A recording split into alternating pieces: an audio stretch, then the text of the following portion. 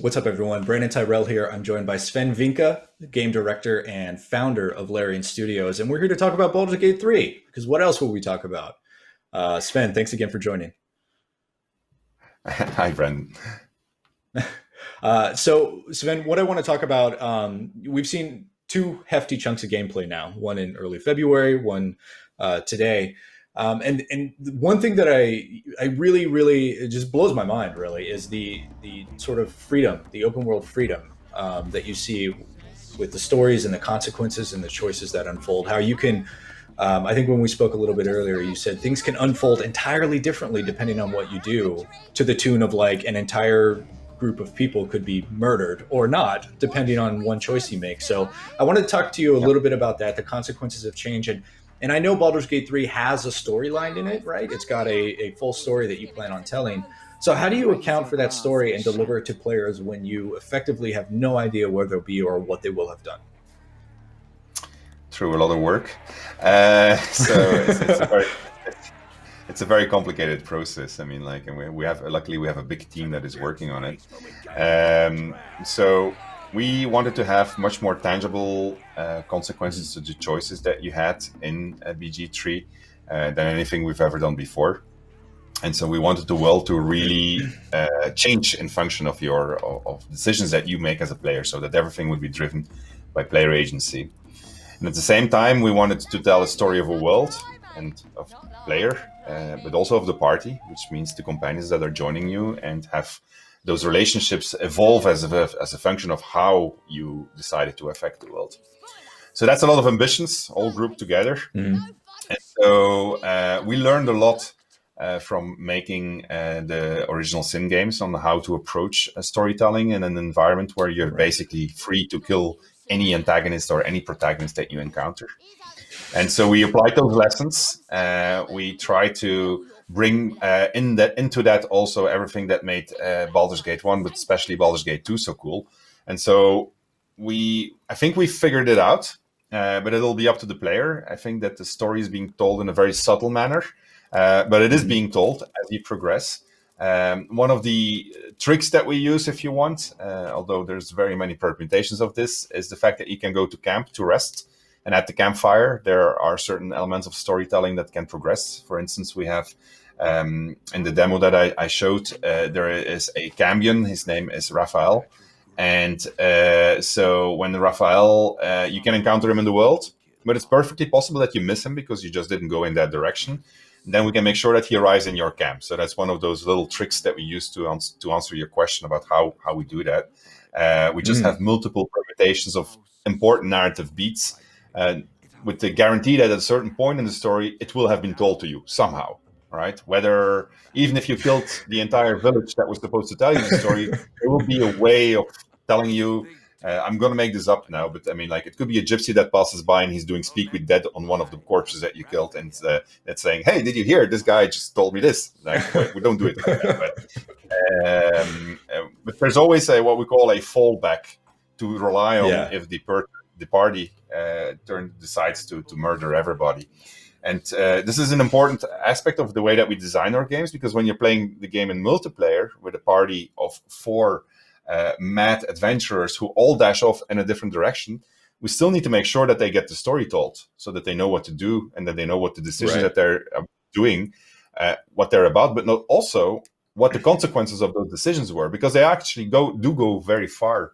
I mean, we in my demo, some Volo was there, who's a popular character in Forgotten Realms. So I can save Volo, I can leave him there, I can do multiple other things to Volo. He could be in my camp, he could not be in my camp. What he says in my camp is going to depending on what the things that I have done. And like this, there are multiple characters that are going to be joining your camp, not going to be in camp. So camp is an important aspect of the storytelling, but it's not the only one. Of course, there's a lot that's happening in the world. Even down the right, what you said in your example of having entire hubs or quest hubs being destroyed and being replaced by something else, which is pretty cool. Right. And I mean, that's one of the things about Dungeons and Dragons, right? Is it's a game of effectively infinite possibilities. And there are a lot of elements that I imagine are hard to gamify. One of those being there's a system in Dungeons and Dragons called inspiration, where if you do something particularly cool, your dungeon master can say like, "Hey, great job! Here's a free roll." And the next time you screw up when you're trying to steal a loaf of bread, you can use your inspiration and re-roll it and hopefully get a better outcome. Now, that's something that I never really thought could work in a video game. But Mhm. I think I saw it in the demo today. I think I saw you had inspiration. Can you talk to me a Correct. little bit about that system and how it works? Yeah, it was one of the dice, and as a central element in the what we call persuasion moments, was very crucial in the game. We roll dice continuously. You have passive rolls that are happening if you're doing a nature check or a religion check as just exploring. But where it really comes to the fore is when you see it in a dialogue, where an important decision moment is to be made. You have to decide which your reaction is going to be, and then that D20 starts rolling. And it's a tense moment because as you learn how the game works, you learn there's really true consequences to those decisions. And they bifurcate in many ways. And so maybe it could be something as important as the girl that you fell in love with. What's going to happen next, hedging on that D20 that's rolling there.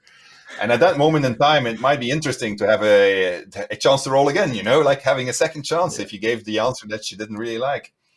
And so to gain those inspiration points, as we design our situations, we have a lot of edge cases. You have no idea how many edge cases we sometimes have. And so our designers come up with, well, if a player comes up with this or this, that's really cool. He's really role-playing their character there. And so let's reward them. And that's how you can get an inspiration point. And those inspiration points are very valuable because they can indeed turn the tide on a decision. And they're an alternative to save scumming if you want. If you want to stick to it. Now, here's the interesting thing. They're a shared resource, and you can play this in cooperative multiplayer. And you can split the party so everybody can dash off. So it is a shared resource over which you may be having some fights with your fellow players. And there are multiple points throughout the game where that potential to gain inspiration is there, but how is it affect? Is it something that every player will run across, or do you really kind of have to go out of your way, or you might not tread off the one. beaten path? Oh wow! Yeah, you might never have one. So I mean, like if you just go not quite an alternative to save scumming. It's true. Well, once you have them, they can be an alternative to save scumming. I mean, it's but getting them is really rewarding that you role played very well. And as much as we can do that, of course, in a video game, we don't have a real life game master. We're trying to make the game master, but it remains obviously a scripted scenario. Yeah, well, one of the other systems that I think I noticed today was something that I didn't know how it was going to happen. It's something called reactions. Essentially, you can take an action in the middle of an enemy's reaction, or I'm sorry, you can take a reaction in the middle of an enemy's action. Let's say they cast a particularly nasty spell in the tabletop game. You can say, well, no, I counterspell that because I don't want to deal with it. Yeah. It seems like it's hard to make that work in a video game because you have to basically allow the player to do whatever they want at any time. So can you talk to me about that? I did see opportunity attacks today, but can you talk to me about how you're going to handle like spells, that you can cast in the middle of something? So we have the UI element isn't ready yet because that is something that is still in progress. We're still developing the game, obviously, but we do have a UI where you can activate what your reactions are going to be. So it is not. So with an attack of opportunity, for instance, you will flag that you say, I want the attack of opportunity to happen. So that's a clear choice for that's going to be my reaction. But we do have things that are situational also. So if you're going to make a long drop, you might want to have Featherfall happening.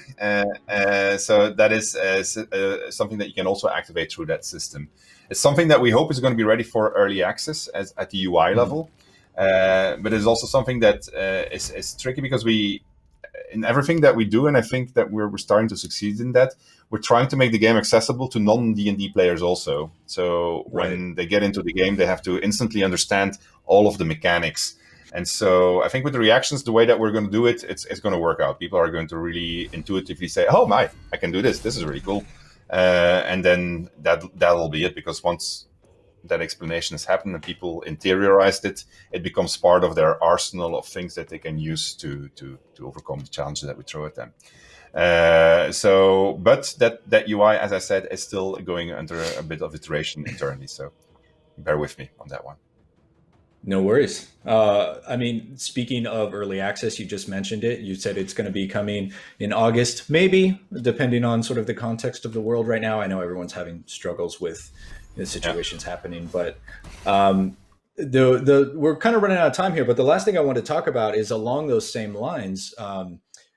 Baldur's Gate 3 seems like the longer it goes in development, the closer it's coming to the source material of Dungeons and Dragons. Is there sort of a philosophy embroiled in all of that, or is it something that's just sort of organically happening as you go?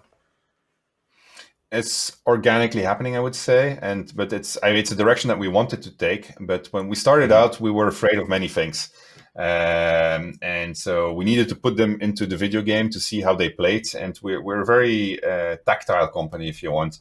We like to fool around with the game, learn the language that the game is trying to explain to us, that we should speak to it. And I have a feeling that now we understand the language and that we're starting to get fluent in the language that this game wants us to speak. And so I think, it's kind of a strange metaphor, but it's how I think of it. So you can see the game is making tremendous progress for the moment, as the entire development team actually understands, this is what we're making now.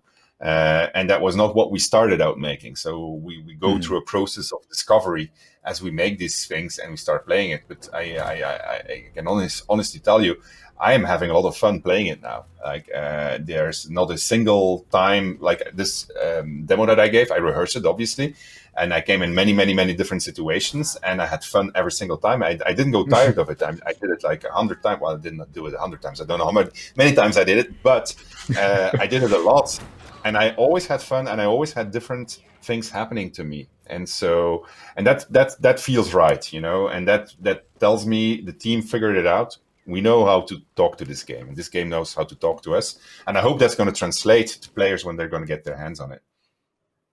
Yeah, well, speaking of getting our hands on it, I hope I can speak for my fellow D&D nerds and fans of your work, the Divinity series, when I say I am super jazzed to play this video game, and I can't wait to finally get my hands on it. Maybe in August, we'll see.